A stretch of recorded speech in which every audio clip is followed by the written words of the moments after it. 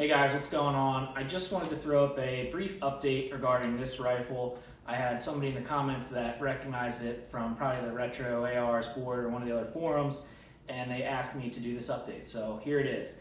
The main change on this is the handguard here. So a lot of people are asking in the various boards of what's the best way to get a skinny Car15 style handguard on a mid-length rifle. And I kind of addressed it in the last video that I originally was using these Rock River Arms handguards because that's kind of the information I came across and they're readily available. So I started with these and I ended up switching to the M&P 10 from their Smith & Wesson's AR-10 mid-length handguard. So the difference is on the front of the Rock River Arms, it's 7 inches here on the thinnest part of the taper, and then 7 3/4 inches on the thickest part. And these have the traditional kind of rib spacing, and they originally come with a heat shield, which I'll get into that in a second. The M&P 10 handguards that you can try to get from Midwest Gunworks, but they're perpetually out of stock, what you got to do is call Smith & Wesson and tell them you have an M&P 10, and they'll let you order them over the phone, or at least that's what I did.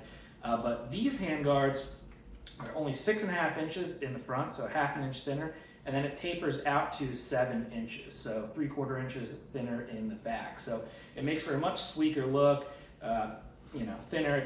I think it fits the vibe better, especially for what I was going for. So these are the actual thinnest ones that you can get, not the Rock River Arms one.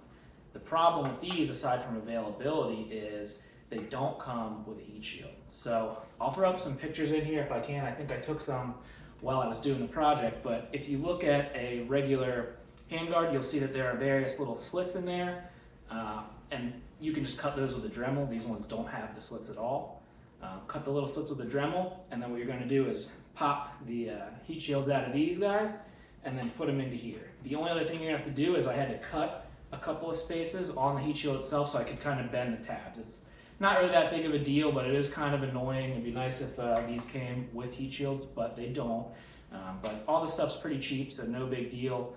As far as this particular rifle is concerned, the only part that was really annoying was the fact that the end cap went from a triangle to the circular end cap here to have to run these, and that involved, this is a pin and weld, so I had to unpin it, take that off, take the FSP off, switch it, and then do a new pin and weld with the new muzzle device that I ordered from BCM.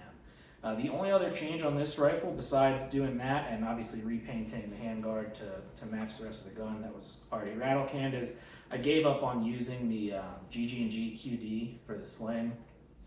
It involved, it can only be on one side, so it involved having the light on the opposite side, which you could still reach without, too much issue, but I much prefer having it on the left side here where my thumb can actuate it, just the way it's supposed to be for that kind of setup. So I just dug through my spare parts bin. I was able to find the original sling mount here that just goes on the front sight post. So ditch the QD. It's nice and flush, so at least I don't have another rail wasting space there. But that is the update. That's what I did. If you want the smallest mid-length handguards, I was wrong before. It's not Rock River Arms. It is the ones from the M&P 10. So that's what they are. That's how you get it. And that's the update. Thanks, guys.